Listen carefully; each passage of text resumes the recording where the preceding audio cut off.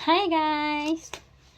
Happy New Year everyone! So, Tagalog tayo. Tayo marunong mag-English. Charot.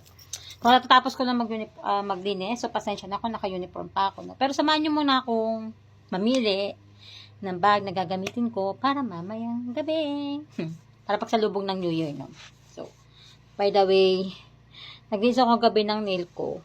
Kasi wala lang time para magpunta ng salon. So, ako na naglinis. Mamaya magpapolish na lang ako mamaya. So, start muna tayo dito. Actually, ito, bago pa siya. Hindi ko pa siya nagagamit eh. Nagalo to sa akin ni Ate Lynn.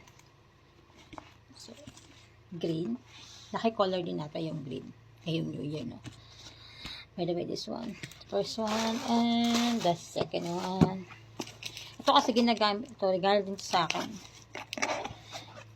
Ginagamit ko to pag pumupunta ako ng disco. Ingatan ko siya kasi yung nagbigay sa akin nito. Ingatan din yan. So, ayan. Ganda dito. Ayan. So, parang dito. Kasi yung naka-jacket ako ng green. Dark green. So, ayan. Parang hindi ito, no? Lagyan natin siya sa lalagyanan ulit. Okay. Habang nilalagay ko to, wait muna. Next, ito naman yung regalo sa akin ng Pasko ng aking pinakamamahal na madam. No? Actually, original siya. Original siya, Michael Kors. Bagong-bago pa. May mga book pa siya. Actually, pink din yung shoes ko eh. So, what do you think? Char. So, pos ulit.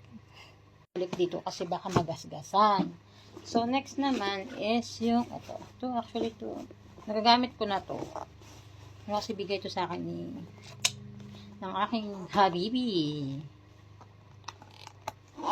White siya. So, ganyan lang, pag ganun lang.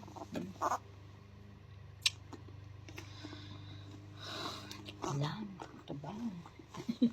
Kailangan natin mamili para mamaya ready na tayo. So, next. Actually, ito, Dior yung karton, pero hindi talaga Dior yung laman. Ano ba ito? Ito yung ano pa diba? Pero dito Dior. Charot. Ito siya. Yung naregalo sa akin ng amo ko. Nung birthday ko. Sasha. Ang pangalan niya. Sasha. Beach. Ito na kasi nalalagay ko dito. At itong ginamit ko. Pero okay lang din naman siya. Full of beads.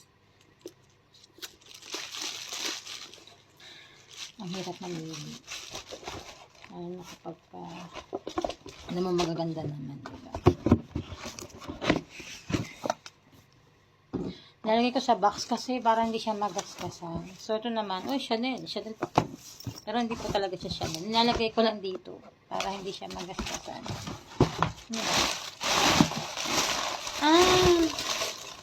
Yung binigay sa akin ni Ate Indira ng birthday ko din. Actually, okay din to. Kasi kahit anong partner ba dito. Diba? May ganito din siya. Bagong-bago pa. May plastic pa. Ganyan siya. So,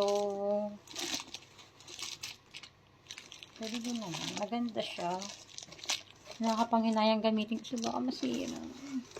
Diba? Maganda. Malaki-laki din siya. Marami kang may lalagay.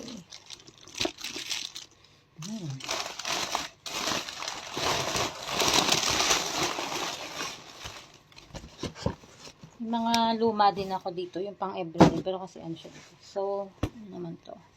Yung regalo ni habibi ko. Basito. Ito. Yung regalo niya. So, ginamit ko to isang beses nung nagmatin ako ng birthday nung bata ni Jaden. So, ito siya. Yung ginamit ko last. Binigay niya sa akin to noong December 25. Actually, maganda rin siya.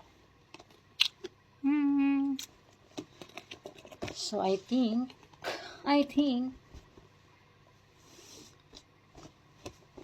marami akong bag, kaya lang, yung iba kasi luma na siya, no? So, dito tayo sa mga may mga bago-bago pa.